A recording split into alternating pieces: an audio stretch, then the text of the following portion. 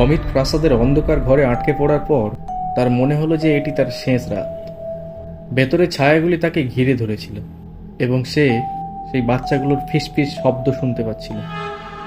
অমিত, চিরকালের জন্য আমাদের সাথে থেকো। হঠাৎ সেই ফিসফিসানিগুলো থেমে গেল। একটা অদ্ভুত নীরবতা ঘরটিকে ঘিরে ধরল। অমিত চমকে উঠল, যেন তার পাশের সমস্ত কিছুই হঠাৎ চেঞ্জ হয়েছে। তার মনে হলো কিছু একটা ঠিক নেই। অন্তত এতক্ষণে সে এটা আন্দাজ করে নিয়েছে যে সে একটা গেমের মধ্যে ফেঁসে গেছে, আর সেখানে অমিত একজন খেলার পার্টিসিপেন্ট। অমিত ধীরে ধীরে ঘরটির রহস্য খুঁজতে শুরু করলো। তার মনে হলো যেন ওই প্রাসাদটির মধ্যে এমন কিছু লুকিয়ে রেখেছে যা সে আগে কখনো কল্পনাও করেনি।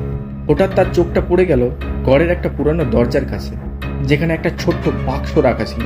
বাক্সটি খুলতেই তার চোখে পড়ল ভেতরে একটা পুরানো পাণ্ডুলিপি। এটা মনে হয় তাকে প্রাসাদের আসল ইতিহাসটা জানাবে। পাণ্ডুলিপিটা অমিত পড়তে লাগলো। পাণ্ডুলিপি পড়তে পড়তে জানতে পারল এই প্রাসাদটি আসলে একটা গোপন গবেষণার কেন্দ্র ছিল, যেখানে মানুষের মনে এক ধরনের ভয় ঢুকিয়ে দেওয়া হতো। এই গবেষণার উদ্দেশ্য ছিল মানুষকে মানসিকভাবে ভেঙে ফেলা, যাতে তারা চিরকালের জন্য এখানে আটকা পড়ে।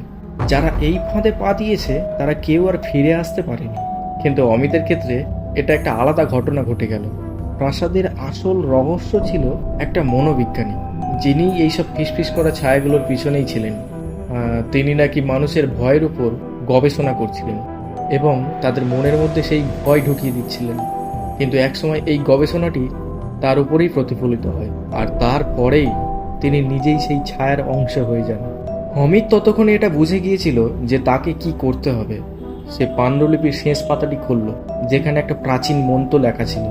মন্ত্রটি উচ্চারণ করতেই ঘরটি কেঁপে উঠল, আর তার সঙ্গে সঙ্গে সেই ছায়াগুলো ধীরে ধীরে অদৃশ্য হয়ে গেল। প্রাসাদের সেই ছায়া, যেটা ছিল মনোবিজ্ঞানীর আত্মা, এক মুহূর্তে ধ্বংস হয়ে গেল, আর অমিত মুক্তি পেল। কিন্তু এই গল্পের সবচেয়ে বড় টুইস্ট তখনই প্রকাশ পেল।